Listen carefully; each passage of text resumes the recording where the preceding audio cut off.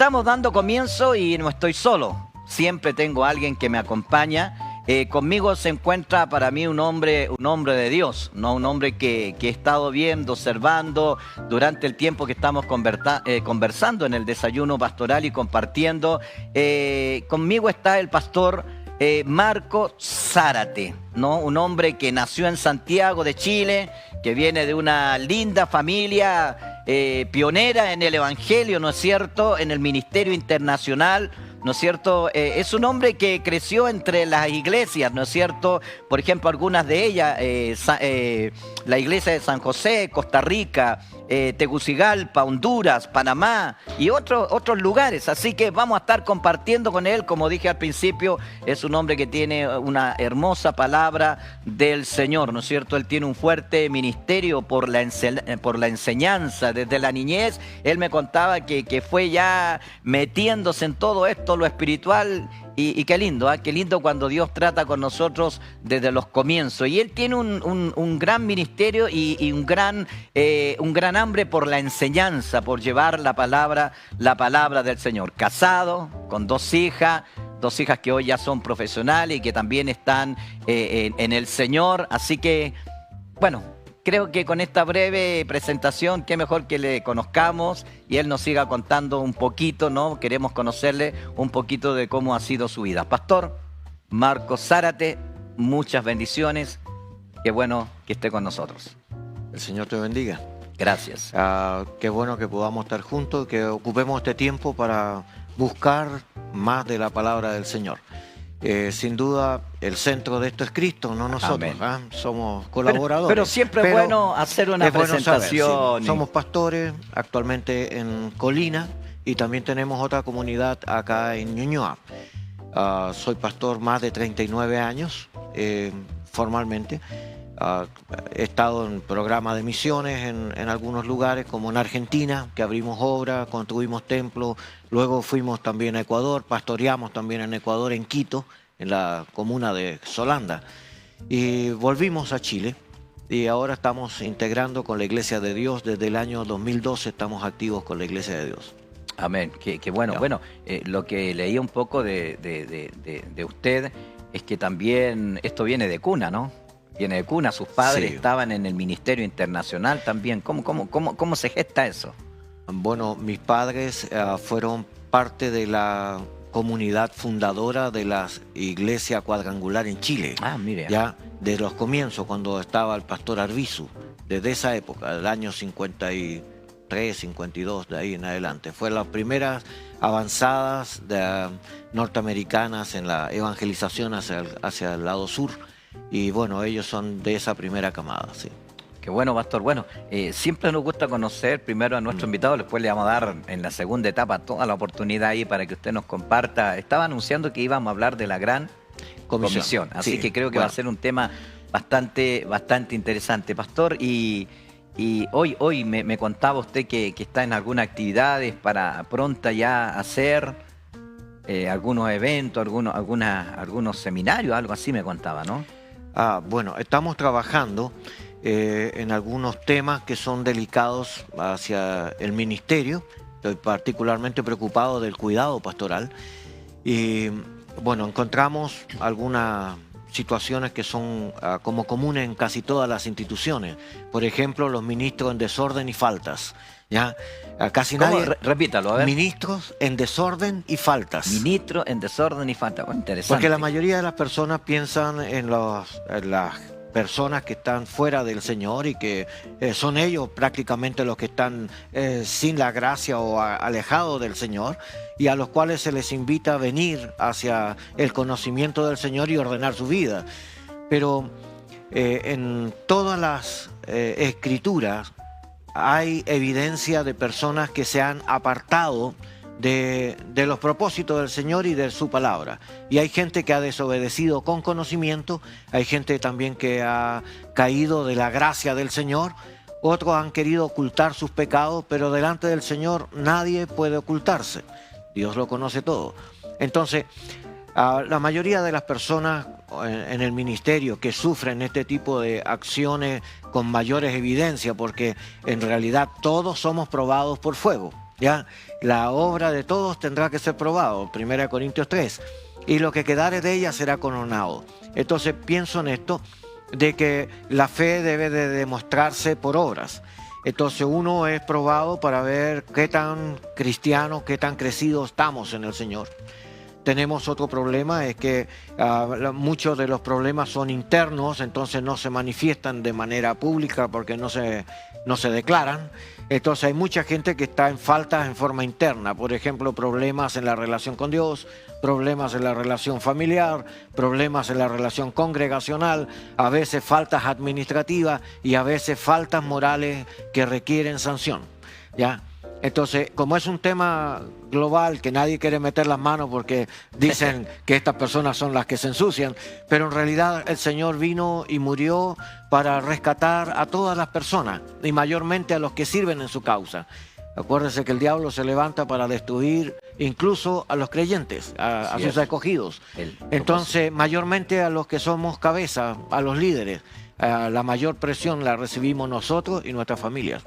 Así que cuando tratamos este problema, es un problema de investigación y no es un problema único, no le pertenece solo a una institución. En todas las instituciones hemos tenido personas, y las podemos mencionar, aunque no debiéramos de hacerlo con nombre, pero uno sabe que en todos los lugares han habido personas que han caído de la gracia del Señor. ¿Ya? Y entonces el problema es, ¿qué hacemos como iglesia? ¿Los restauramos porque somos más espirituales o los condenamos igual que el mundo porque cayeron de la gracia y no hubo quien quisiera hacer un trabajo restaurador?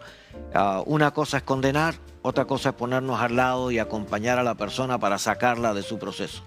Bueno, hay que aprender, hay mucho que escribir al respecto. Bueno, ¿hay algo ya avanzado, alguna fecha? Sí, esta es una tesis doctoral, y es una tesis doctoral que está presentada en el Seminario Teológico Pentecostal de Cleveland, en Estados Unidos, y hay una fecha de defensa de tesis para este año. Sí. Ya. Okay. Interesante tema, bastante profundo. Y profundo, y hay que analizar todas las vetas que esto tiene. Yo creo que no solo profundo, muy profundo, porque son temas que a veces nosotros no estamos por la vida tan agitados y tanto que a veces nos olvidamos de ciertos principios que son tan básicos para nosotros, para sostenernos como ministros. Pastor, bueno, quiero darle la oportunidad también, bueno, va a ser interesante. Yo creo que hoy va a ser un día muy interesante poder conversar con usted, que pueda saludar a su esposa, ¿no? Por supuesto. Sí. Salúdela, le ofrezco las pantallas, su hija ahí. Sí. Bueno, en primer lugar, mi compañera de toda la vida. Así es. Para mí también fue una sorpresa cuando volvimos de Panamá a Chile. Dios tenía planes distintos a los míos. Y en mi corazón yo quería volver hacia Panamá, que era donde había vivido toda mi juventud. Pero cuando estaba acá ya de regreso, en un campamento juvenil, el Señor tenía preparada esta dama, ¿ya? Estela Geise Venegas. Una persona que me ha acompañado y ha sido mi soporte, ha sido mi compañera, ha sido mi ayuda durante ya casi 40 años. ¿Ya? Nos conocimos y nos casamos 2 años después. En el año 1983 nos casamos hasta la fecha. ¿Ya? Sí, ahí lo tenía anotado, 1983. Sí. Ha sido un tiempo. ¿Y cómo lograron? Porque usted dice que estábamos en un ministerio. ¿Cómo lograron poder? Porque una de las cosas, amado pastor, aprovechando ya que está usted, que cuesta a veces que caminen los dos. Y yo creo que dentro de la tesis que ustedes están haciendo, el estudio que van a hacer, creo que algo van a tocar también, porque a veces es muy difícil que estén los dos dentro del ministerio. Y hay una gran problemática ahí. Sí. Bueno, quiero mencionar que primero es una decisión.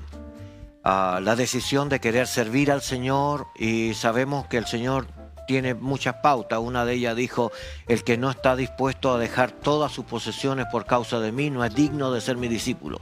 Así que había que tomar una decisión, y la decisión estaba desde muy temprana edad tomada ya de servir al Señor. De hecho, cuando me casé ya estábamos activos en el ministerio.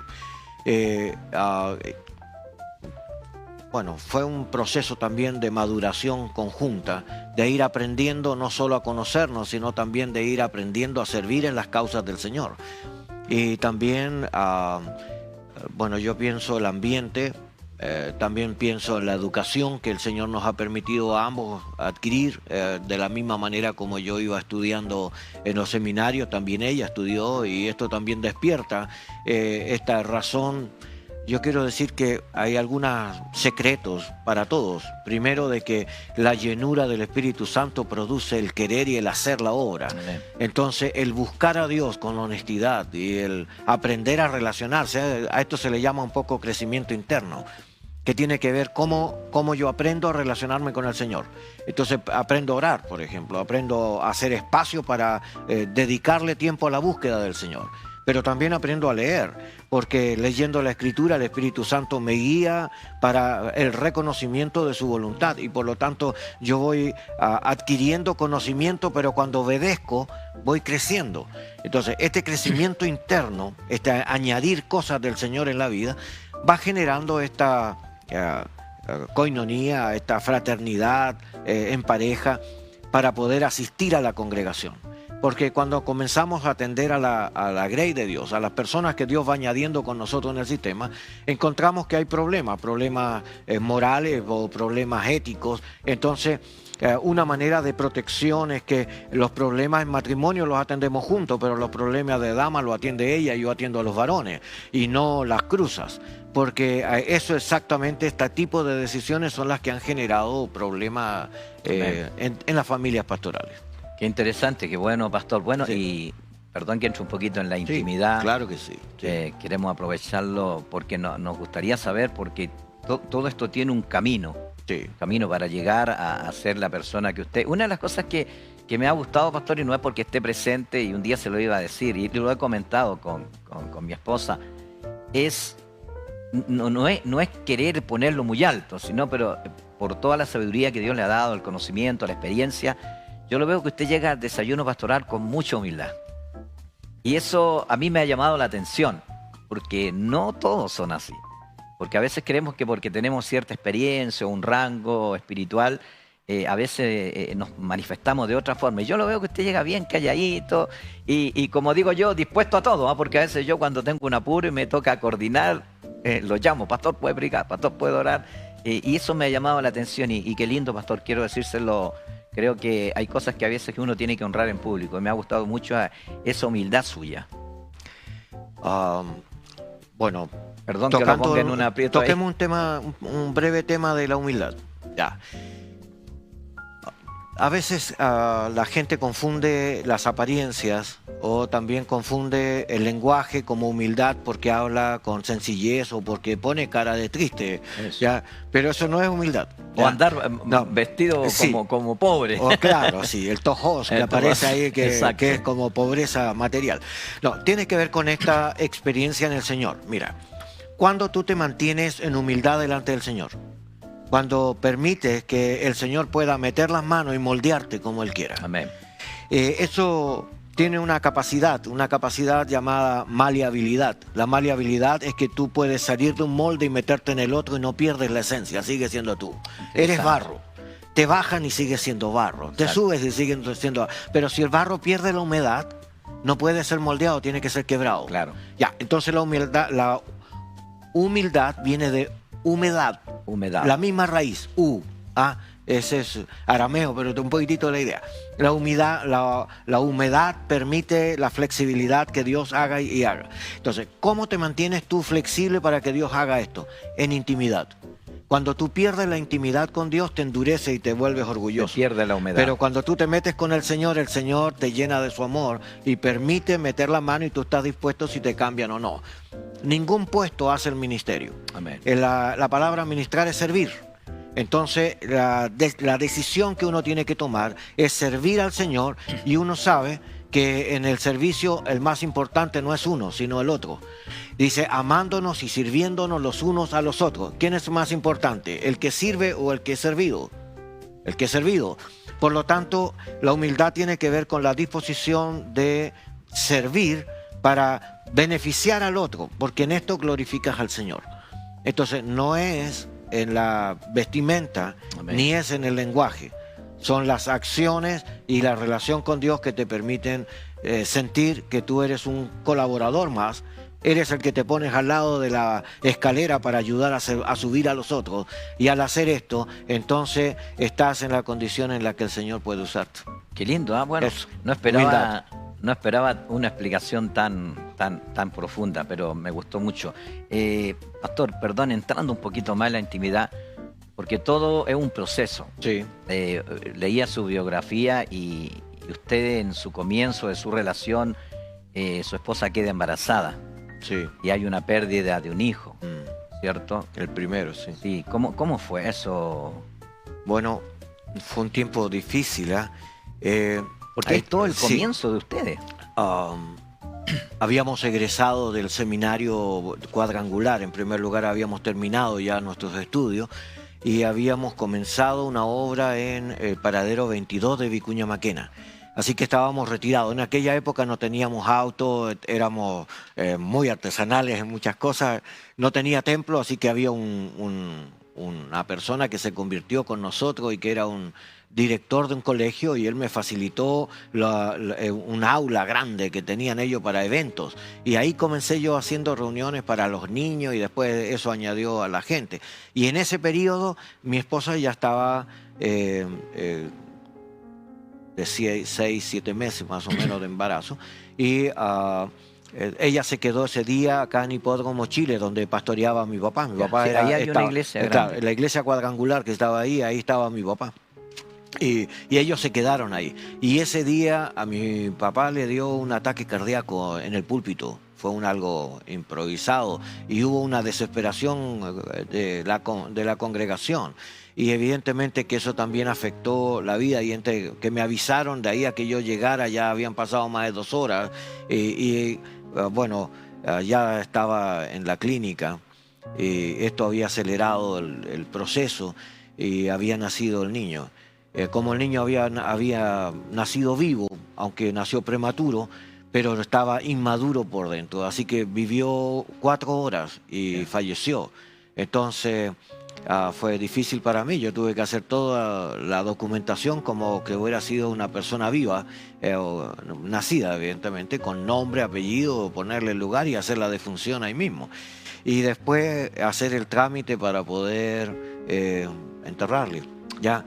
Bueno, fue difícil al principio porque uno no entiende. Claro. Y también el hecho de vivir el problema familiar con esta situación de mi papá, con la situación de mi hijo, no fue fácil. Pero hemos entendido. Cuando salimos de ese proceso y compartimos, evidentemente, que había un gran sentido de angustia, soledad, uno no puede entender, pero la dolencia, yo quiero explicar un poco de esto, es que lo que pasa es que Jesús dijo así: a vosotros os es concedido no solo que creáis en Él, sino que padezcáis juntamente con Amén. Él. Entonces, cuando nosotros estábamos en ese padecimiento por la muerte de nuestro hijo, teníamos que aprender del Señor. Una cosa era saber el texto bíblico, otra cosa era encarnarlo, traerlo a la vida y darnos cuenta realmente de que Dios estaba detrás de esto y trabajando con nosotros en esto. A la semana siguiente había una presentación de un bebé en la iglesia. Entonces era como chocante para nosotros y aún más para mi esposa, que era la que más resintió. Todos lo resentimos evidentemente, pero ella tenía esa pesar internamente. Bueno, entender al Señor en el dolor no ha sido fácil, pero nuestra vida en el ministerio tampoco ha sido sin dolor. Y hemos atendido a muchas personas en el mismo caso a través de estos 39 años. Gente que ha perdido a sus hijos, personas. Cuando llegamos a Argentina, un joven que tenía 19 años de edad, él no tenía las vacunas porque la mamá no creía en las vacunas. Le dio una enfermedad y falleció. Y nosotros estábamos en el hospital, así que tuvimos que ir a darle la noticia a los papás que había muerto su hijo, ¿ya? Y era una desesperación, más nosotros habíamos entendido cómo tratar el dolor en esa causa y aprendimos también algunos pasos de la dolencia. Amén. Porque el duelo se vive en etapas, Sí, ¿ya? sí. Y uno a veces se culpa, a veces tiene rabia, a veces si no hubiera hecho tal cosa, pero las cosas Dios las permite, están bajo su autoridad. y tenemos que aprender a servir aún en el dolor. Así es, ¿Ya? porque yo le hacía la pregunta porque todos los que comienzan el ministerio pasan por situaciones muy fuertes, Sí. pero creo que esta es una muy fuerte porque ustedes estaban recién comenzando, Sí. saliendo. Uno se pudo haber hecho muchas preguntas. ¿Por qué, Señor, si te estamos sirviendo, hemos terminado de estudiar, tenemos proyectos? ¿Por qué? Y ahí donde vienen, donde muchos no saben pasar eso, Adelantar, claro. adelantarse a eso. Sí, es necesario crecer. Eso. Hay muchas áreas de crecimiento. No es solo crecer numéricamente. Hay que crecer internamente delante del Señor. Ya. Y también hay que crecer socialmente delante de la gente. Amén. Hay que crecer en obediencia. ¿Ah? Amén. Bien, Sí. estamos acá en BPB Enlace Chile, compartiendo junto a nuestro pastor Marcos Zárate.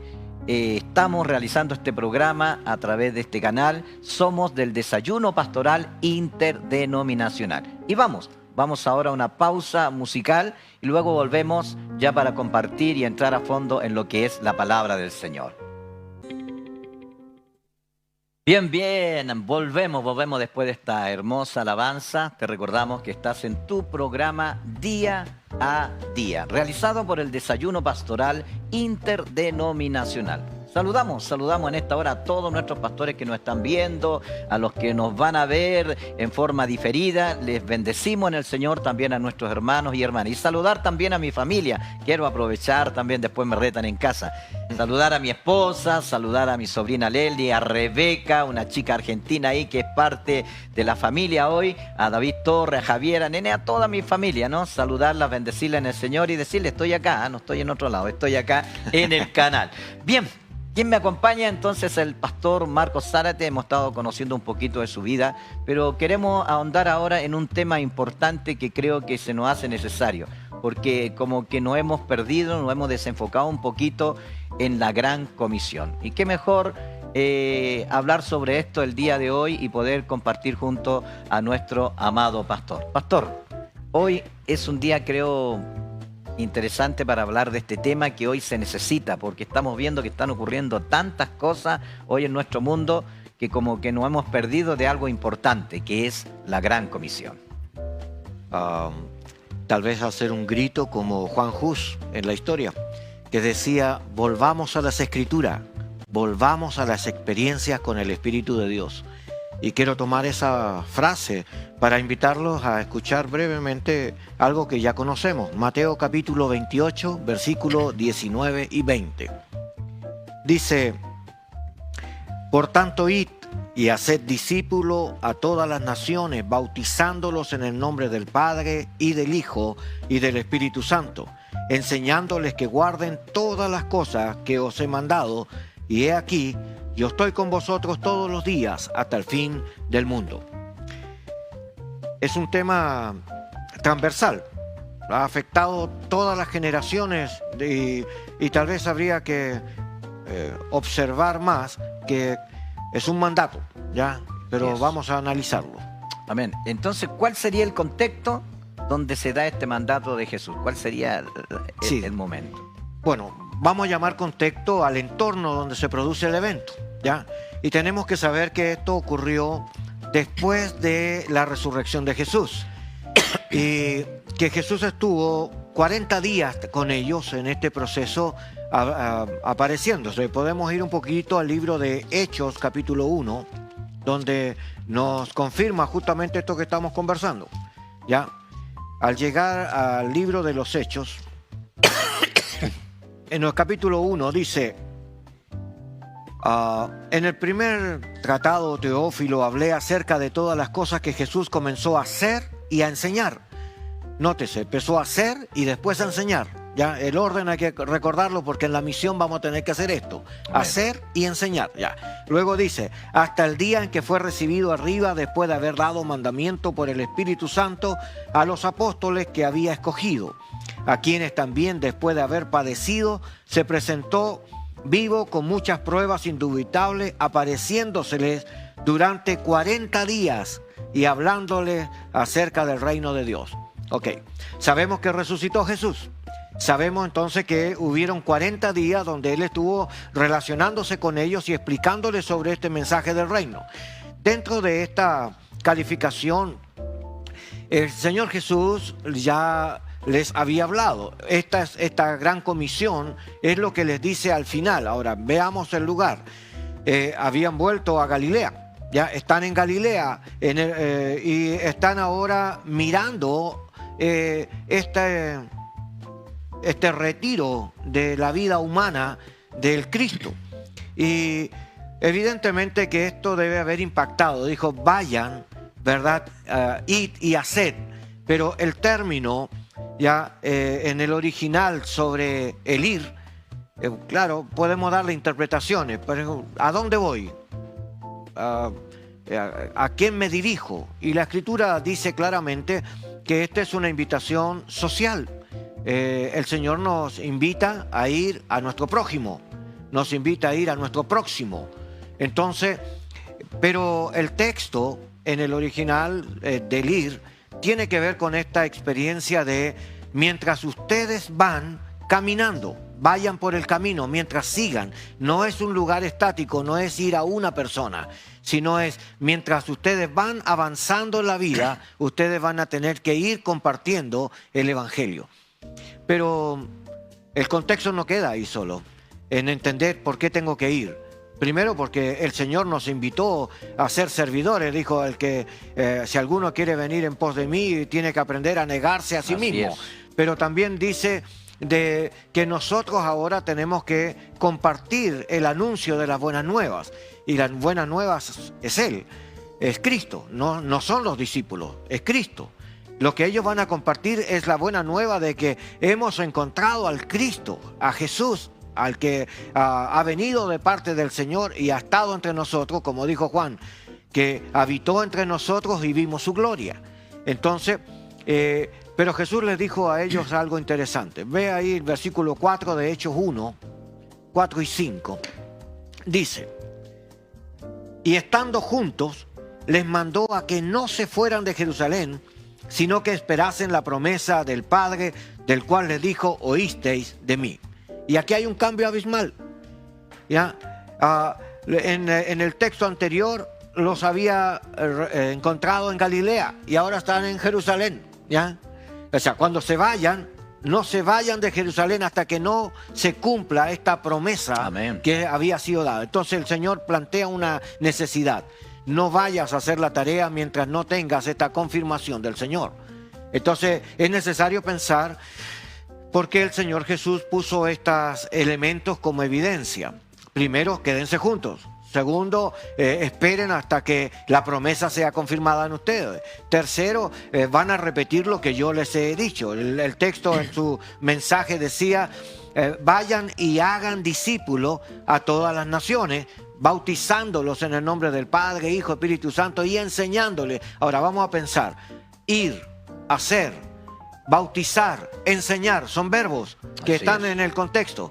Sin embargo, habría que revisar mejor la Gran Comisión, porque nuestro entender de la iglesia del hoy a veces se ha disociado de la Escritura. Y eso me gustaría revisarlo un poquitito con usted.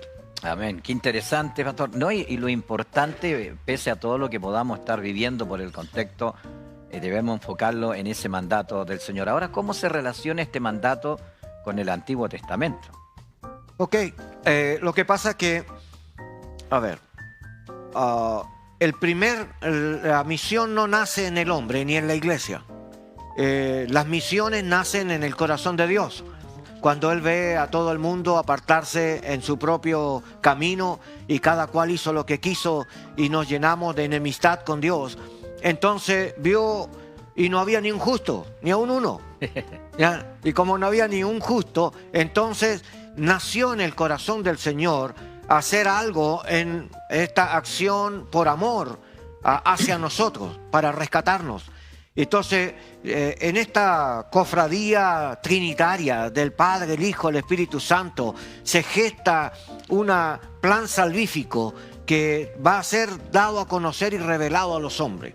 Y aquí es donde aparece Juan 3:16, ¿verdad? Dice que tanto amó Dios al mundo que nos ha dado a su propio Hijo, a su Hijo unigénito entre nosotros, ¿ya? Para que todo aquel que en Él crea no se pierda, mas tenga vida eterna. Entonces el Señor la hizo fácil. ¿Ya? Él sabía que ninguna persona podía cumplir la ley, que nadie iba a poder lograr estar en orden por su propia naturaleza pecaminosa, Así es. porque el libro de Romanos explica claramente de que Dios sujetó el pecado en la carne, ¿ya? Mientras que la vida nueva en Cristo está en el Espíritu, y en la carne y el Espíritu están en contradicción en sí mismos. Así que todo aquel que quiere hacer la voluntad de Dios pelea con su propia carne, ¿ya? Y aquí hay una lucha real que debemos de reconocer en este llamamiento. Entonces no es tan fácil hacer la misión peleando, ¿ya? Pero todos tenemos que pelear para hacer la misión en alguna forma. Exacto. Pero mirando un poquitito más hacia el Antiguo Testamento, que el Señor entonces toma esta decisión de despojarse a sí mismo de su condición de Dios y hacerse semejante a los hombres y habitar en la condición de hombre en medio de una humanidad que está bajo pecado. Así que vemos a una humanidad que está separada de Dios y en una condición de enemistad a Dios. Y Dios decide venir a introducirse en medio de esta condición. Así que no es una decisión fácil, esto es misiones, ¿ya? De ahí viene el Missio Dei, el enviado de Dios, ¿ya? Que es su propio Hijo y es el único que puede interrumpir la historia de los hombres y entrar en un mundo que tiene una realidad totalmente adversa al mensaje de Dios, y luego hacer de esto una transformación de vida para que los que crean en Él tengan la esperanza de vida eterna con Él. Entonces, el anuncio, el Señor no hizo nada sin anuncio. Ve que igual que la televisión te ponen los reclames y las cosas y después te mandan igual. Bueno, Dios hizo algo igual. A través del Antiguo Testamento, Dios habló de esta razón. Tal vez podemos leer Isaías capítulo 61, si tú lo buscas, sí, ¿ya? Y revisar un poquitito algo muy sencillo de este libro, pero tenemos muchos textos que nos pueden ayudar, ¿ya? Isaías 61, ¿ya? Nos habla de el Mesías, ¿ya? O el prometido de Dios, ¿ya? Y este enviado de Dios o prometido de Dios evidentemente está en el corazón y en la mente del pueblo de Israel. Ellos saben y anhelan de que Dios intervenga en la realidad de ellos y los libre de este sistema opresivo que tenían por los imperios que los gobernaban. Entonces en ellos se había despertado una ambición mesiánica. Y aquí hay que mirar por lo menos 4 cosas. Por favor, leamos los primeros textos. El Espíritu del Señor está sobre mí, porque me ungió Jehová. Me ha enviado a predicar buenas nuevas a los abatidos, a vendar a los quebrantados de corazón, y publicar libertad a los cautivos y a los presos, apertura de cárcel. Ya. Este es un mensaje mesiánico. Ahora yo voy a plantear. Dice, el Espíritu del Señor está sobre mí. La primera cosa que vamos a entender. Y Jesús le dijo a los discípulos que no se fueran de Jerusalén hasta que no viniese el Espíritu de Dios sobre ellos, para que se cumpliese la promesa del Padre. Así que la primera cosa es entender que la misión no puede estar sin el Espíritu de Dios, y que el enviado de Dios tiene que tener al Espíritu de Dios. Amén. Bueno, avanzamos un poquitito la idea. Nicodemo le dijo a Jesús, ya, que reconocemos que tú eres enviado de Dios, porque nadie puede hacer las señales que tú haces si Dios no está con él. ¿Qué está diciendo? El Espíritu del Señor está en ti, ¿ya? Oh, eso mismo está diciendo el Señor con los que estamos tratando de seguirle, sí. ¿Ya? Tenemos que asegurarnos que esto está en este lugar. La segunda cosa dice, porque me ungió el Señor. Así es. Ok, esa unción tiene varias palabras, pero la que se utiliza ahí es, bueno, una cosa es ser tocado, empapado, ungido como tocado con aceite o con agua, y la otra es ser empapado, ser sumergido totalmente. Ahora, ¿qué quiero yo? ¿Un toque del Señor o ser inmerso en la vida del Señor? Bueno, evidentemente que yo quisiera vivir en esta llenura completa. Amén. Y no solo el toque. Así es. Entonces tenemos una confusión a veces que pensamos que la unción es porque alguien ora por mí.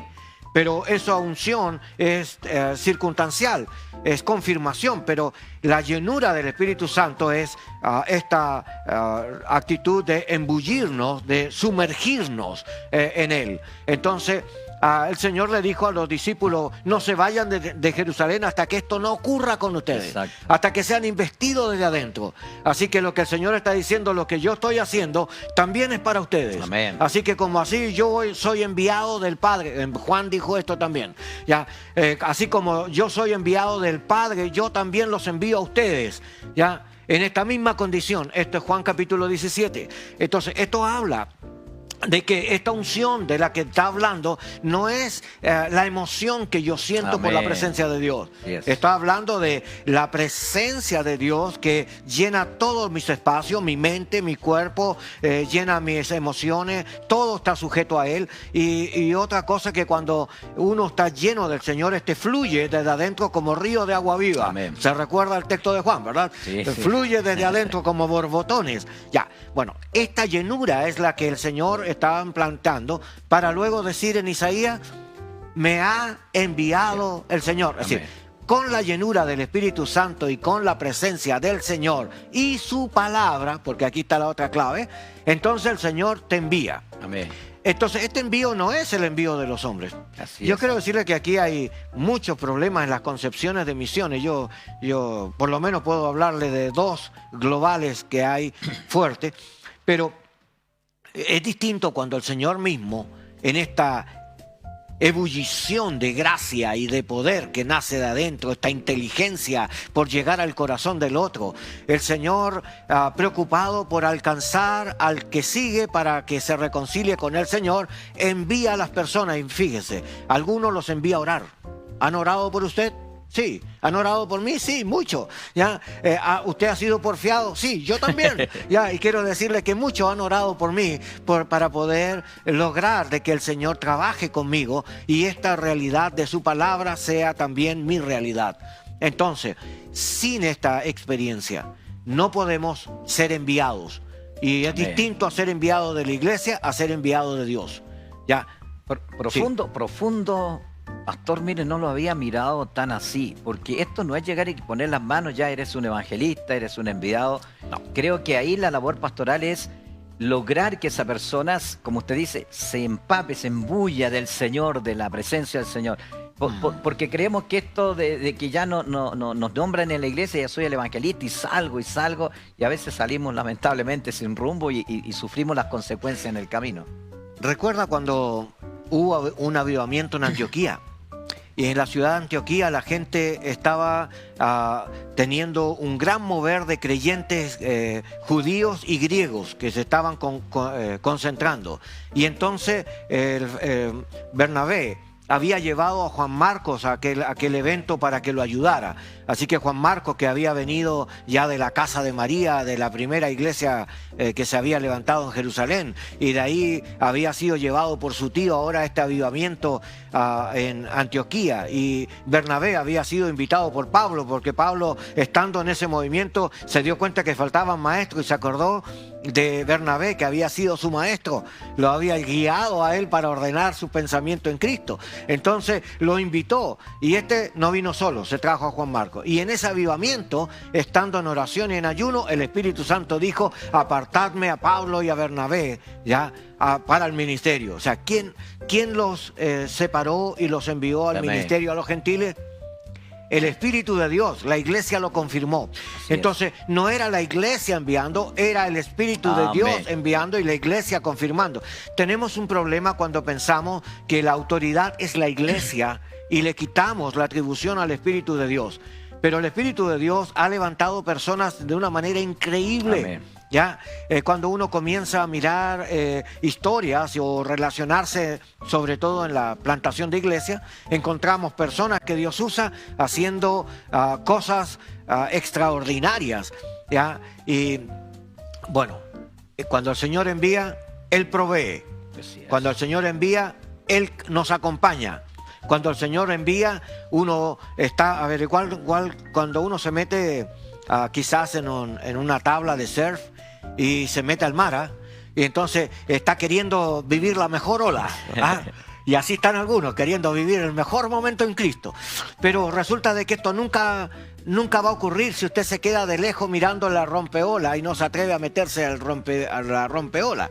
Pero cuando usted se mete, la misma agua que va reventando le da el impulso y lo tira. Entonces, la mayor evidencia de Cristo es cuando usted se mete en ese vaivén del Espíritu, que usted no sabe ni a dónde va ni a dónde viene, ¿no? Pero sabe que está ahí y Él es el que lo impulsa. Pero cuando usted se mete, la obra del Señor comienza a ser en una notoriedad, en milagros y en señales que no ocurren estando de lejos solo observando. Entonces, la obra del Señor se produce en el hacer, no en el mirar. Amén.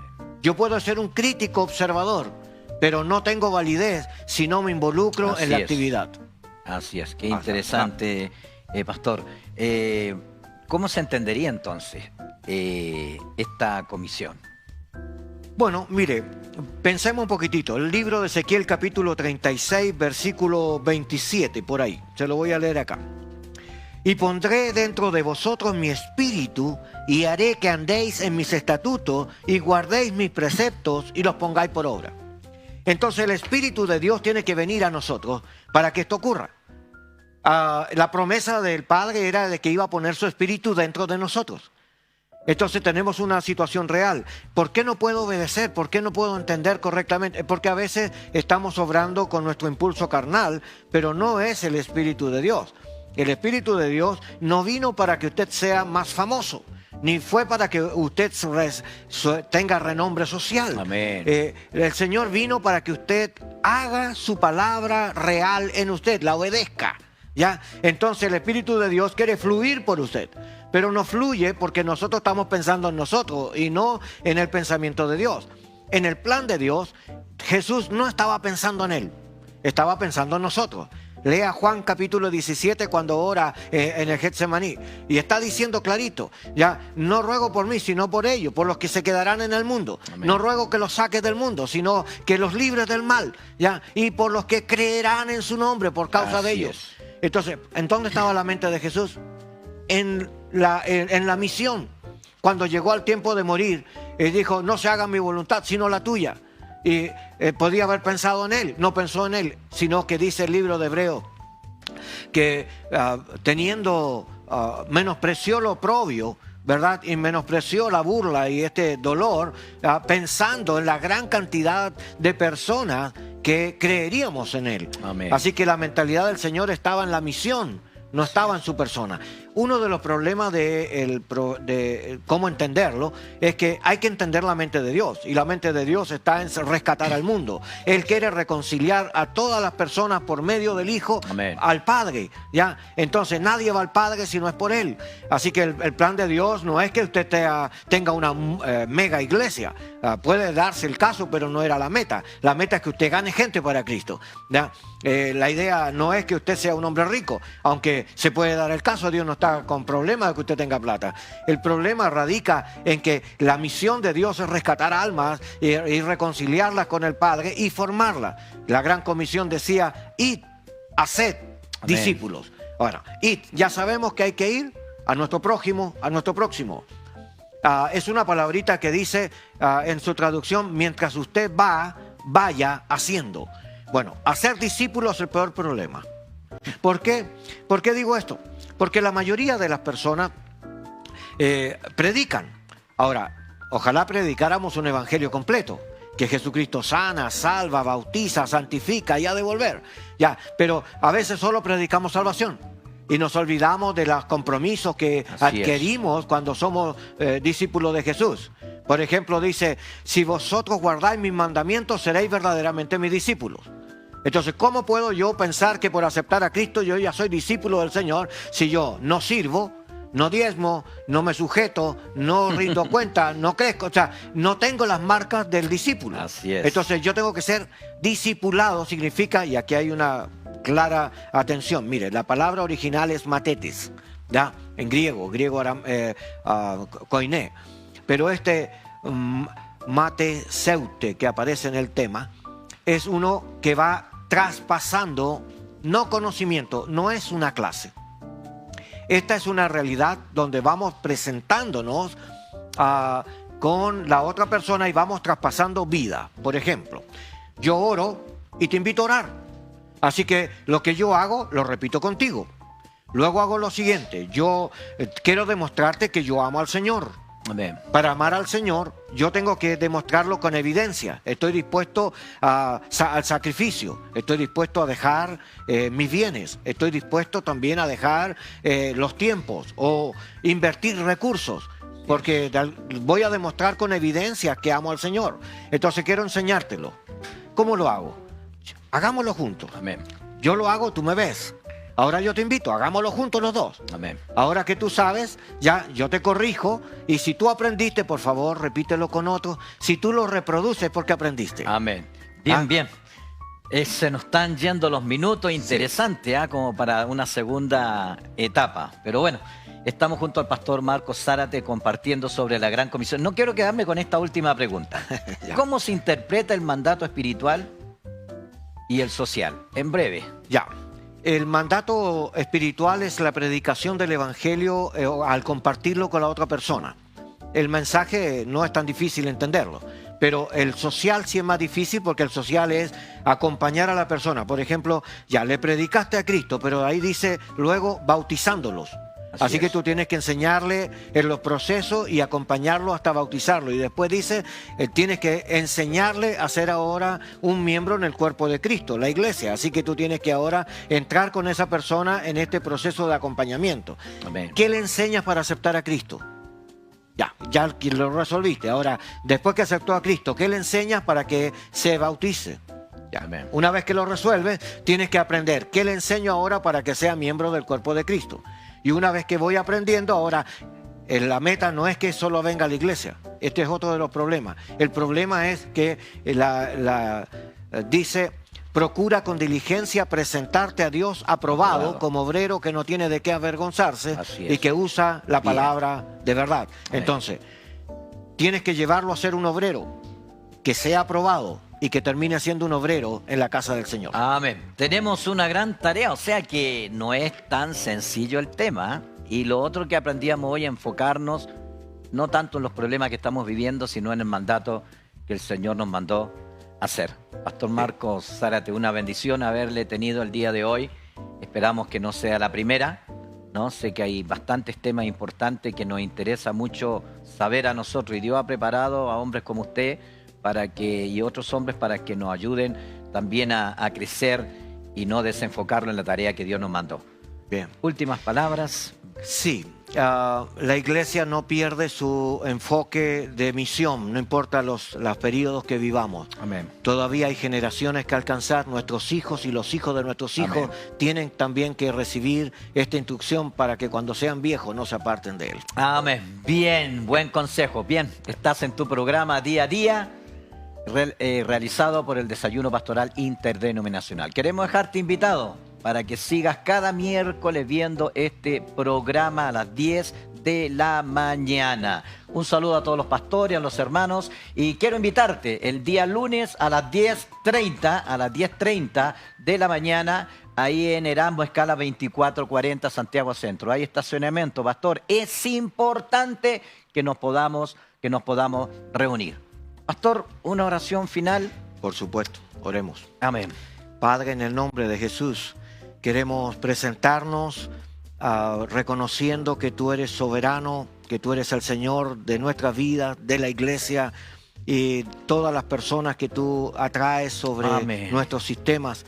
Señor, queremos rogarte que nos ayudes a crecer, Sí, Señor. a relacionarnos contigo de una manera limpia, sana, en obediencia, Señor, y también de igual manera entre la sociedad, para poder dar testimonio de ti y para poder servir con autoridad donde quiera que tú nos lleves, Señor. Amén. Guarda el corazón de nuestros pastores, ayúdales también, Señor, a tener la sabiduría, la inteligencia en el actuar. Bendícelos en el nombre de Cristo Jesús. Amén. Amén. Bien, bien. Qué grato, Qué grato es poder conversar de la palabra del Señor, de conocer a los grandes hombres de Dios que están llevando la palabra del Señor por diferentes partes del mundo. Bien, este programa no termina aquí, continúa, sí, continúa.